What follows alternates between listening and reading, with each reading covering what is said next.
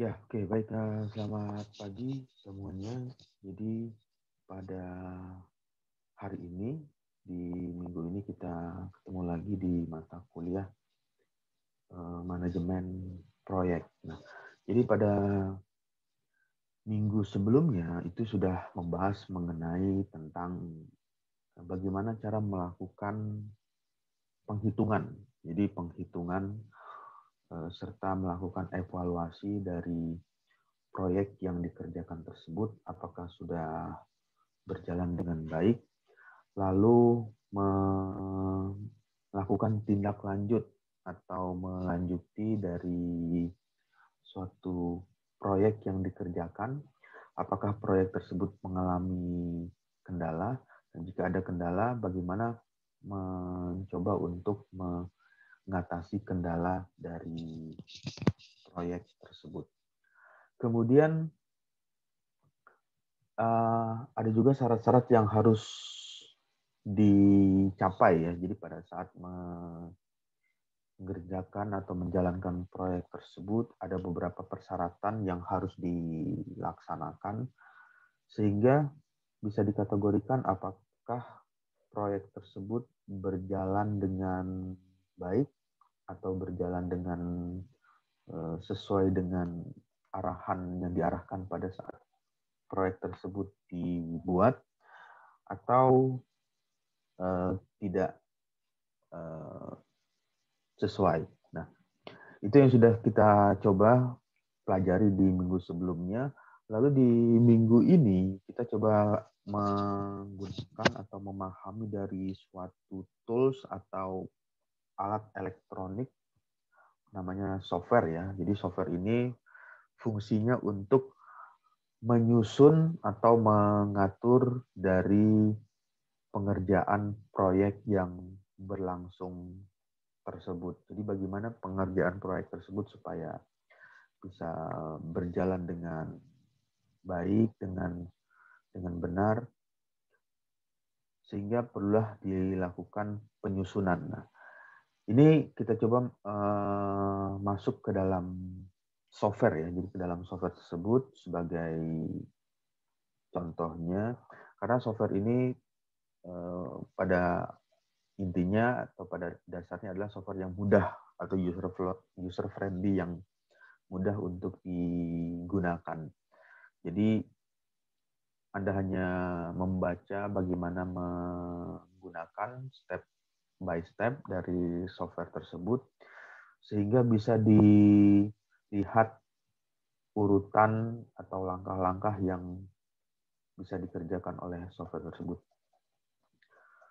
Ya, nama software tersebut adalah Microsoft Project. Jadi software ini dikeluarkan oleh Microsoft dengan nama Project karena sesuai dengan namanya untuk mengatur kegiatan atau untuk mengatur project yang disimpan atau dimasukkan ke dalam komputer. Jadi software ini merupakan suatu paket program yang berfungsi untuk merencanakan atau membuat schedule yang baik atau schedule yang sistematis di suatu proyek yang dikerjakan tersebut. Lalu apa yang diperlukan? Nah, yang diperlukan di sini adalah yang sangat memerlukan dari software tersebut adalah manajer proyek karena dia yang berperan penting dalam hal mengatur proyek yang sedang berlangsung tersebut. Jadi manajer proyek ini difokuskan atau diharapkan mampu menguasai Microsoft Project. Tujuannya adalah untuk memanage atau mengatur dari proyek yang berlangsung tersebut supaya bisa berjalan sesuai dengan kondisinya dan bisa terselesaikan tepat waktu. Kemudian di bagian ini proyek-proyek tersebut bisa dituliskan bisa dibuat secara penjadwalan, secara lebih terperinci, karena di dalam software ini sudah ada item atau sudah ada part-part atau fitur-fitur yang bisa ditambahkan untuk membuat penjadwalan proyek tersebut menjadi lebih rinci atau menjadi lebih detail. Lain halnya dengan kalau kita misalkan menulisnya di atas kertas atau di kertas HPS hanya berupa catatan catatan tulisan menggunakan ballpoint itu kurang detail. Tapi kalau di bagian ini di Microsoft Project ini sudah cukup detail karena software ini dikembangkan dari proyek pengalaman-pengalaman pada saat mengerjakan proyek. Nah, dari pengalaman-pengalaman tersebut dibuatlah ke dalam bahasa komputasi, jadi bahasa pemrograman untuk membuat penjadwalan supaya menjadi lebih terinci. Lalu Microsoft Project ini adalah targetnya untuk mengerjakan proyek yang besar. Jadi kalau proyeknya tidak terlalu besar atau hanya sederhana, ya misalkan proyek membangun satu rumah atau membangun rumah tempat tinggal yang sederhana, yaitu tidak perlu memasukkan atau menggunakan Microsoft Project karena yang dikerjakan juga tidak memasuki dalam proyek yang besar, hanya pengerjaan yang sederhana atau hanya proyek yang kecil, itu tidak perlu menggunakan Microsoft Project karena kalau misalnya dimasukkan atau bisa menggunakan, bisa saja itu dipergunakan, tapi akan lebih simpel kalau kita misalnya menulisnya di atas kertas atau menuliskan catatan-catatan penting, karena itu sudah mampu melengkapi atau mengcover dari kegiatan proyek yang dikerjakan yang sederhana tersebut. Tapi kalau misalnya proyeknya dalam hal ini kapasitasnya cukup besar, maka diperlukanlah suatu tools atau sistem yang bisa memanage-nya itu menjadi lebih mudah atau menjadi lebih detail lagi, supaya pada saat mengerjakan proyek yang besar tersebut tidak ada bagian yang terlewati atau bagian-bagian yang dilalui tanpa dikerjakan. Nah, inilah tujuan utama dari Microsoft Project untuk mengatur dari atau menentukan schedule dari proyek yang besar tersebut bisa dilakukan dengan baik. Lalu di bagian lain, Microsoft Project juga mampu membantu catatan yang tadi sudah dijelaskan, mencatat, memantau terhadap penggunaan sumber daya, baik yang berupa sumber daya manusia, jadi SDM-nya bisa dipantau, kemudian peralatan apa yang dipergunakan itu juga bisa dipantau penggunaannya. Lalu yang selanjutnya adalah konsep dasar dari Microsoft Project ini. Yang pertama adalah melakukan pengelolaan atau memanage atau mengatur, mengelola, menjadwalkan, schedule, kemudian memperkirakan. Nah, di bagian ini ada kata memperkirakan, dia bisa memprediksi dari rancangan yang sudah disusun secara konseptual, kemudian diperkirakan atau diprediksi dengan hitungan, itu bisa dilakukan oleh Microsoft Project. Kemudian bisa juga membandingkan atau mengkomparasi antara kebutuhan apa saja yang diperlukan. Jadi kalau misalkan pada saat membuat proyek tersebut kan ada penentuan budget atau biaya biaya dari penggunaan anggaran proyek tersebut. Nah, ini bisa dikomparasikan atau dibandingkan terlebih dahulu. Jadi ada biaya yang membutuhkan biaya tinggi, kemudian biaya medium, kemudian ada biaya yang low atau biaya yang rendah. Itu bisa dikomparekan dengan perbandingan-perbandingan yang lain. Apakah biaya ini dengan cara yang berbeda atau dengan teknik yang berbeda bisa menghasilkan nilai proyek yang baik. Nah, itu bisa dilakukan di Microsoft Project ini. Kemudian menganalisa dan melakukan berbagai pekerjaan lainnya di dalam proyek. Nah, jadi selain mengelola, menjadwalkan, memperkirakan, membandingkan, software ini juga bisa dibantu sebagai sarana untuk melakukan analisis dalam hal melakukan berbagai pekerjaan lainnya di dalam proyek. Jadi pada saat proyek tersebut berlangsung, itu bisa dilakukan dengan memperkirakan atau memprediksikan pekerjaan yang lain. Ya, kemudian di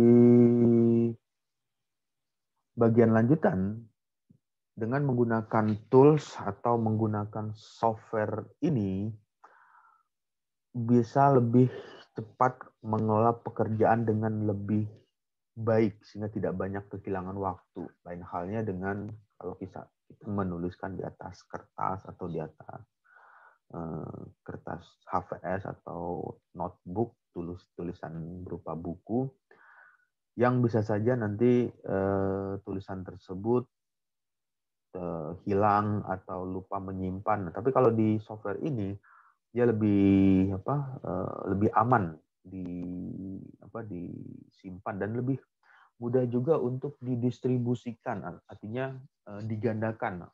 Kalau misalkan ada keperluan tertentu dari isi proyek tersebut yang harus didistribusikan, apa saja yang harus dilakukan, itu bisa lebih mudah jika dibandingkan dengan menggunakan kertas catatan. Karena dengan Microsoft Project ini kan bisa berupa file, berupa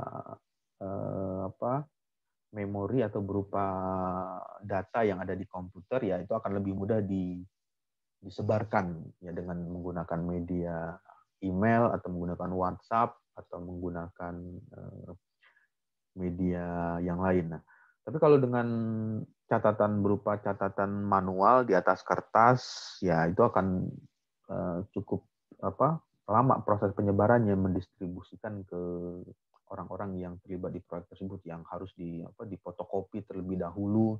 Kemudian setelah difotokopi, prosesnya baru nanti dibagi-bagikan ke anggota atau kepada tim-tim yang terlibat di proyek tersebut. Nah, selain membutuhkan waktu yang lebih lama, kemudian membutuhkan juga anggaran, karena pada saat mendistribusikan informasi yang dibagikan tersebut, ya pada saat menggandakan, memfotokopi, ya pasti mengeluarkan biaya untuk mendistribusikan fotokopi tersebut berupa pembelian kertas HVS, kemudian pembelian tinta, dan lain sebagainya. Itulah yang menjadikan Microsoft Project ini merupakan alternatif yang cukup baik dalam hal mendistribusikan informasi yang diperlukan oleh tim-tim yang terlibat di dalam proyek tersebut.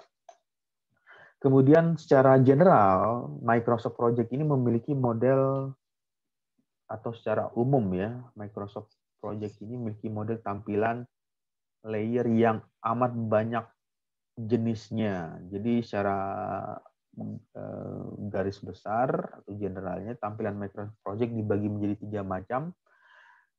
Yang pertama, ini adalah table atau tampilan berbentuk tabel yang isinya berupa lembar kerja berkolom-kolom seperti program spreadsheet. Jadi kalau membuka Microsoft Excel, di Microsoft Excel itu kan lebih mudah ya kita dalam hal membuat tabel atau membuat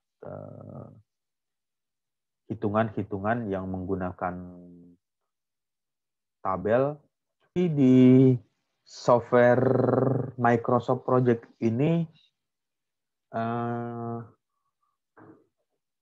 komponen utamanya atau layer utamanya adalah bisa membuat tabel, kemudian grafik. Grafik ini merupakan hal yang penting, merupakan hal yang cukup berguna di pengerjaan proyek tersebut. Karena dengan grafik ini kita bisa mengetahui atau memprediksikan apa saja kebutuhan yang diperlukan. Jadi kalau bisa digambarkan dalam tampilan grafik, nanti bisa dihitung grafik yang menjelaskan tentang lamanya proyek dengan kebutuhan, dengan biaya yang dikeluarkan, atau bisa juga menampilkan hubungan antara alat-alat yang dipergunakan apa saja dengan biaya yang dikeluarkan. Itu bisa disajikan dalam bentuk grafik. Model grafiknya cukup banyak ya, ada grafik yang bisa berupa garis per garis, atau juga bisa ditampilkan dalam bentuk batang, grafik batang. Jadi bentuknya menyerupai kotak, ya itu bisa dipergunakan di Microsoft Project ini. Kemudian kalender. Nah, kalender ini merupakan hal yang paling penting juga karena komponen utama dari proyek tersebut adalah berhubungan dengan waktu. Berapa waktu yang dihabiskan atau berapa waktu yang dibutuhkan, apakah waktunya bisa dipersingkat atau tidak bisa, atau pengerjaannya berjalan secara normal. Nah, karena berhubungan dengan waktu, pasti ada penjadwalan yang harus mengetahui kalender. Jadi kalender ini bisa mengingatkan atau memberitahukan kepada user atau tim atau orang-orang yang terlibat di proyek tersebut dengan memantau kegiatannya, apakah sudah hampir selesai waktu yang dikerjakan, atau waktu tersebut bisa dipersingkat. Inilah yang bisa dipergunakan dengan mengatur penjadwalan di Microsoft Project tersebut dengan melihat kalender yang ditampilkan. Lalu secara default atau secara umum, Microsoft Project ini berbeda dengan software-software yang lain, seperti kalau di teknik ya, kalau di fakultas teknik, misalkan di mechanical engineering, itu kan ada yang namanya software seperti AutoCAD, SolidWorks, atau CATIA. Kemudian ada software CAA atau Computer Aided Engineering seperti ANSYS. Kemudian ada Nastran, kemudian Abacus, dan lain sebagainya. Nah, di Microsoft Project ini berbeda, spesifikasi yang diperlukan tidak seperti menggunakan software engineering, karena dia tidak banyak menghabiskan memori atau membutuhkan memori atau VGA atau graphic card yang cukup tinggi seperti bermain game. Itu berbeda dengan Microsoft Project, karena di Microsoft Project ini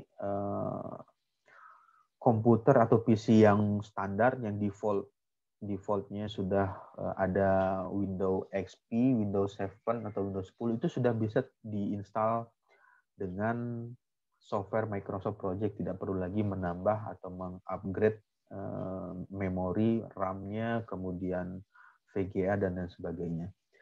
Jadi ini adalah kebutuhan standarnya ya. Jadi nanti bisa dicek. Ya, intinya pada dasarnya semua komputer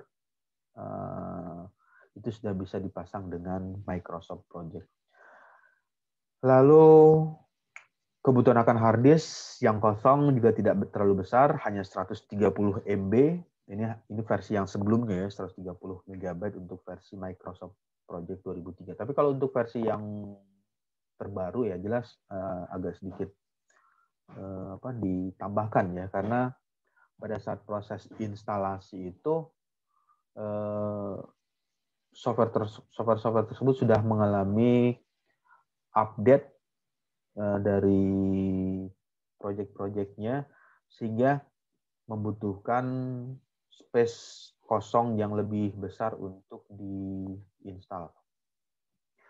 Kemudian ini adalah proses penginstalasian, bisa dilakukan menggunakan CD atau DVD-ROM, tapi kalau yang sekarang itu ada juga yang bisa di-download ya, di-download menggunakan internet. Anda cari aja di Google, ketik Microsoft Project. Jadi nanti akan Anda akan diarahkan ke software Microsoft. Nanti di situ ada software Microsoft Project yang bisa di-download. Nah, downloadnya itu bisa ada yang trial, kemudian ada yang Anda bisa free ya. Jadi atau bisa membeli license-nya di software tersebut. Ini adalah default-nya atau standarnya. Jadi ya standar ini bisa dipergunakan untuk melakukan instalasi software Microsoft Project. Kemudian di bagian lain dalam hal menyusun diagram jaringan kerja menggunakan Microsoft Project yang pengerjaannya itu mengikuti langkah sebagai berikut. Sebagai contoh, misalkan yang pertama adalah menentukan tanggal patokan awal dalam memulai proyek tersebut. Jadi di bagian pertama ini adalah menentukan kapan proyek tersebut dimulai, kapan proyek tersebut dikerjakan. Dan inilah yang perlu ditentukan. Jadi dengan menentukan tanggal patokan awal, mulai proyek tersebut dimulainya kapan, lalu berakhirnya sampai tanggal berapa. Inilah ya, tahap awal. Jadi langkah awalnya itu adalah membuka kalendernya dulu, dimulai dari tanggal berapa sampai berakhir di tanggal berapa. Selanjutnya mengisi kolom task name, nama-nama kegiatan apa saja yang ingin dikerjakan, misalkan pada katakanlah ini dimulai dari 29 November, ini sebagai contoh ya. Jadi 29 November di tahun 2017 ini dimulai di kolom task name-nya tanggal 29 mengerjakan kegiatan ini, kemudian 30 mengerjakan kegiatan ini, kemudian di tanggal 1 Desember, 2 Desember, dan seterusnya, memasukkan apa saja yang akan dikerjakan. Nah, itulah yang bisa dimasukkan terlebih dahulu di kolom task name dengan menuliskan nama-nama kegiatan. Kemudian yang ketiga, memasukkan durasi pekerjaan. Berapa lama pekerjaan yang dihabiskan? Apakah dalam waktu hitungan per harinya itu 8 jam, atau 10 jam, atau 6 jam. Nah, itu yang bisa di schedule, ditentukan di bagian ini untuk memasukkan durasi pekerjaan. Kemudian yang keempat, memasukkan hari kerja dan sistem kalender yang diperlukan dalam pelaksanaan proyek. Ini tujuannya untuk mengetahui secara pasti memulai dan berakhirnya dari kegiatan proyek tersebut. Sebagai contoh, nah ini ada contohnya ya. Nanti dari contoh ini Anda bisa coba sendiri atau melakukan. Di bagian ini dicontohkan jam kerja hitungannya adalah 8 jam kerja setiap hari dengan menentukan 3 shift kerja. Berarti di hari kerja ini itu 7 hari. Jadi dihitung karena ini mengerjakan proyek yang diasumsikan tidak ada hari libur. Jadi Sabtu Minggu itu tetap masuk. Jadi Senin, Selasa, Rabu, Kamis, Jumat, Sabtu, Minggu itu tetap masuk. Kemudian total jam kerja per minggu, jadi dalam waktu 1 minggu atau 7 hari itu di total kerjanya harus 168 jam. Jadi bisa dihitung, misalkan kalau 168 ya tinggal dibagi saja per 7-nya, berarti satu harinya nilainya berapa. Kemudian setelah menentukan hal tersebut, yang kelima adalah membuat atau menentukan predecessor setelah semua pekerjaan telah dimasukkan dan durasi telah ditentukan. Langkah berikutnya menentukan hubungan pekerjaan dan tenggang waktu antara satu kegiatan dengan kegiatan lainnya. Jadi kalau kegiatan ini berlangsung,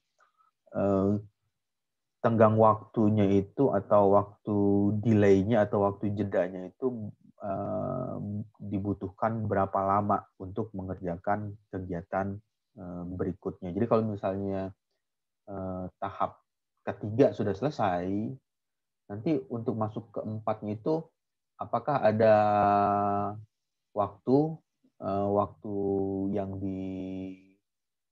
ditenggangkan, misalkan menunggu berapa hari atau berapa jam baru nanti mengerjakan yang langkah keempat, atau dari 3 bisa langsung ke 4. Ini juga bisa dilakukan oleh Microsoft Project dengan cara menentukan predecessor. Jadi di bagian ini memasukkan durasi yang telah ditentukan. Yang keenam, mengisi lembar kerja resource sheet. Ya, fungsinya memasukkan sumber daya yang digunakan. Jadi sumber daya yang digunakan apa saja itu bisa dimasukkan di resource. Jadi di tahap selanjutnya adalah resource sheet, mengisi lembar kerja yang berhubungan dengan biaya material maupun biaya yang dibutuhkan oleh SDM atau tenaga kerja. Jadi pembelian material juga itu bisa dimasukkan di resource sheet-nya dan biaya tenaga kerjanya. Lalu di tahap selanjutnya, pada saat melakukan atau membuat penjadwalan di Microsoft Project ini, kita bisa mengerjakan dengan cara WBS. Jadi di breakdown atau dikerjakan secara work breakdown structure. Jadi bisa dihitung komponen atau item-item apa saja yang diperlukan dengan cara breakdown structure ini. Jadi di bagian ini di software Microsoft Project ini bisa menentukan struktur rincian pekerjaan secara lebih detail lagi dengan melakukan WBS yang akan dikerjakan di dalam proyek tersebut. Yang pertama adalah dalam hal ini WBS schedule, tanggal dulu. Yang pertama dilakukan adalah menentukan tanggal. Tanggalnya tanggal berapa proyek tersebut dikerjakan. Kemudian step-nya atau urutannya membuat project, kemudian informasi project. Nah, ini adalah step-nya atau urutannya. Ada klik bagian di sini ada project, nanti project information. Jadi di bagian ini ada memberikan informasi project. Kemudian isikan tanggal. Jadi di kolom selanjutnya adalah isikan tanggal, nah ini tanggalnya berapa, mulainya, start, current itu berakhirnya di tanggal berapa, itu diisikan lalu pilih oke. Nah, dengan menentukan awal dan akhir dalam hal penentuan tanggal proyek, itu sudah mulai bisa memasukkan apa-apa saja yang akan dikerjakan selama waktu tanggal tersebut, dimulai dari tanggal 17. Nah, ini sebagai contoh tanggal 17 misalnya nanti akan berakhir dikatakanlah berakhir di tanggal atau berakhir di 10. Jadi bulannya dimulai dari bulan 3 dan berakhir di bulan 10 di dalam tahun yang sama. Lalu setelah memilih oke tersebut, nanti akan keluar tampilannya seperti ini. Geser batas kolom task name dengan duration start sehingga tampilan gambarnya mengeluarkan tampilan seperti ini dari tanggal berapa dan berakhir dari tanggal berapa. Nah, inilah yang bisa kita schedulekan atau membuat timetable. Jadi kalau sama seperti kayak dalam halnya penelitian itu kan ada schedule penelitian dari awalnya terlebih dahulu mau mengerjakan apa saja. Nah, ini juga di project ini juga di Microsoft Project ini secara prinsipnya itu bisa mengerjakan apa saja yang ingin dilakukan selama tenggang waktu tersebut. Berikutnya, nah ini adalah sebagai latihan ya, sebagai latihan silakan Anda memasukkan task name berikut ini dengan nama-namanya seperti yang tertulis di tabel ini, membuat data, membuat kamus data, proses spesifikasi, membuat entity relationship, dokumentasi, desain aplikasi, membuat desain report, dokumentasi, desain aplikasi, programming. Jadi di schedule itu, di task name ini bisa dituliskan nama-nama yang tadi, nama-nama yang akan dikerjakan di proyek tersebut. Nah, ini hanya sebagai contoh. Jadi nanti Anda bisa merubah atau menuliskan task name tersebut sesuai dengan proyek yang dikerjakan tersebut. Jadi sebagai contoh misalkan proyek membangun gedung, ya apa saja yang dilakukan di tahap pertama atau di hari pertama. Kemudian ini masih hitungan hari pertama. Di hari pertama itu Anda akan mengerjakan apa saja. Nah, ini item-item inilah yang keterangan-keterangan inilah yang dimasukkan di bagian task name tersebut, dimulai dari tanggal berapa dan selesainya di tanggal berapa juga. Cukup mudah menggunakan Microsoft Project ini, mudah, efektif, efisien, serta lebih gampang untuk disebarkan atau didistribusikan karena dalam berupa file, jadi mudah untuk didistribusikan. Lalu yang di bagian selanjutnya melakukan edit pekerjaan. Nah, jadi pada saat sudah dilakukan penulisan di task name tersebut, ternyata ada yang perlu ditambahkan di poin nomor 1, analisis dan desain sistem. Nah, ada poin yang ditambahkan, itu bisa dilakukan editing.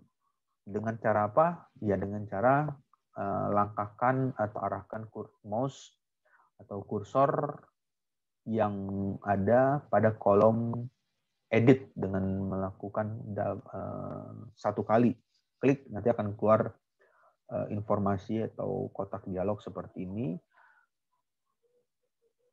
Berikutnya menuliskan task name, jadi atau namanya itu apa yang dituliskan, apakah namanya masih sama, analisis dan desain sistem, atau ada nama yang ingin dirubah. Jadi bisa dilakukan dengan mengedit di sini. Lalu kalau misalkan ada bagian yang tidak sesuai atau tidak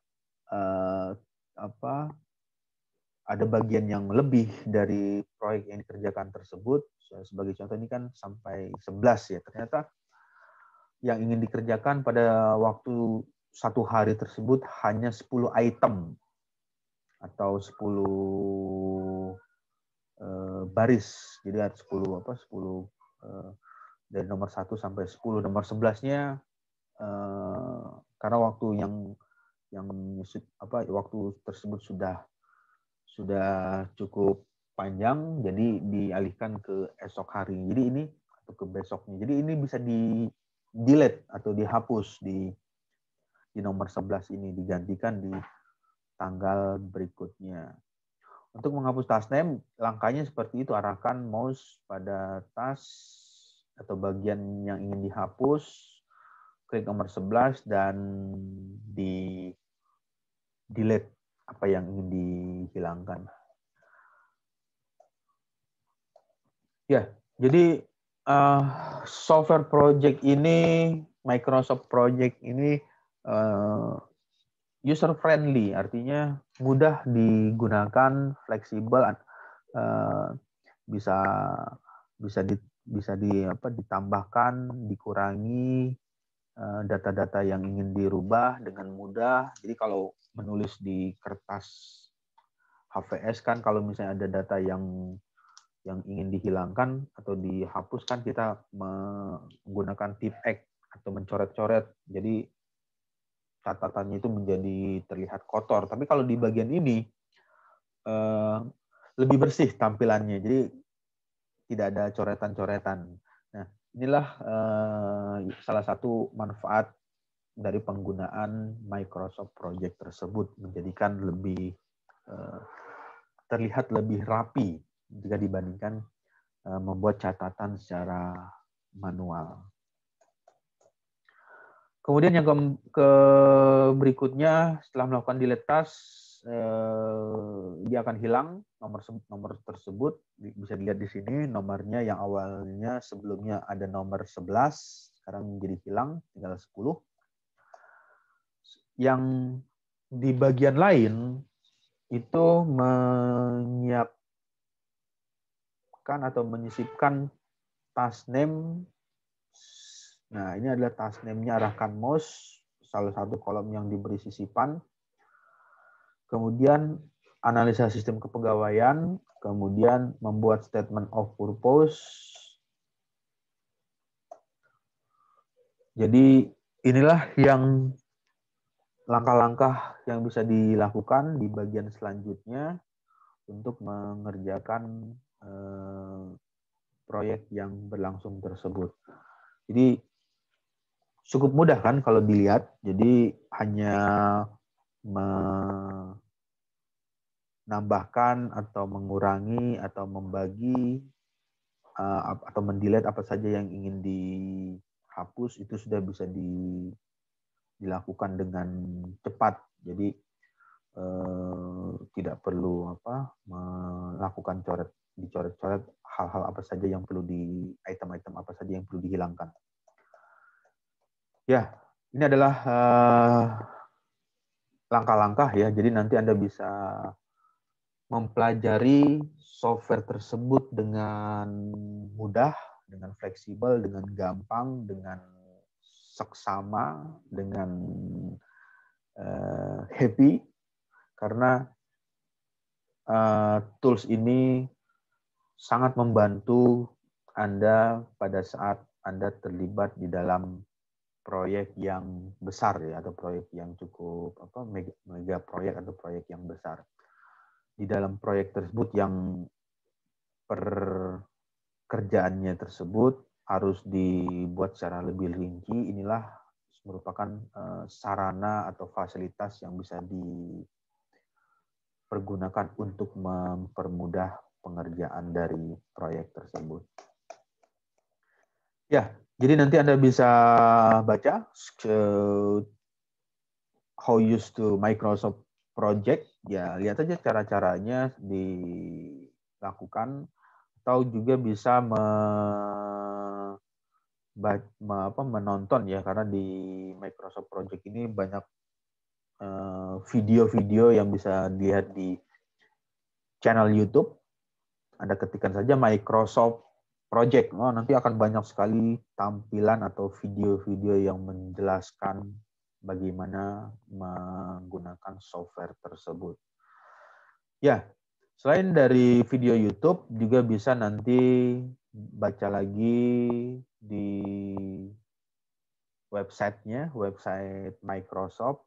Nanti lihat saja di situ, umumnya mereka menyediakan atau memberikan tutorial guide atau panduan untuk mengoperasikan atau menjalankan software tersebut. Jadi di bagian ini menggunakan software Microsoft Project itu merupakan hal yang mudah ya. Jadi Anda jangan berpikir, wah pakai software lagi, jadi nanti akan menambah pekerjaan. Itu dengan adanya software ini akan memberikan kemudahan jika dibandingkan dengan mengerjakan secara konvensional dengan hitungan atau dituliskan secara manual. Karena kalau dihitung secara tuliskan manual, nanti pada saat melakukan hitungan itu akan sulit menampilkan hasilnya karena Anda harus hitung satu per satu atau item per item. Tapi kalau di sini kan sudah tinggal memasukkan angka-angka berapa saja biaya yang diperlukan, nanti memasukkan formula rumus, dalam hitungan detik sudah keluar hasilnya dengan cepat dan benar hitungannya. Ya, oke, baik. Di bagian ini ada pertanyaan untuk menggunakan How Used to Microsoft Project. Ya, oke. Jadi kalau tidak ada pertanyaan, nanti Anda bisa melakukan atau menginstal software tersebut di PC atau di laptop yang Anda miliki untuk bisa mempelajari software ini. Ya, akhir kata dari perkuliahan manajemen proyek ini, nanti kita akan ketemu lagi di minggu depan dengan case yang sama, dengan case yang berbeda, atau case-nya maksudnya tentang Microsoft Project, tapi dengan kasus yang berbeda akan kita coba bahas di pertemuan di minggu depan. Ya, oke. Berakhirnya perkuliahan, saya ucapkan selamat siang. Wassalamualaikum warahmatullahi wabarakatuh.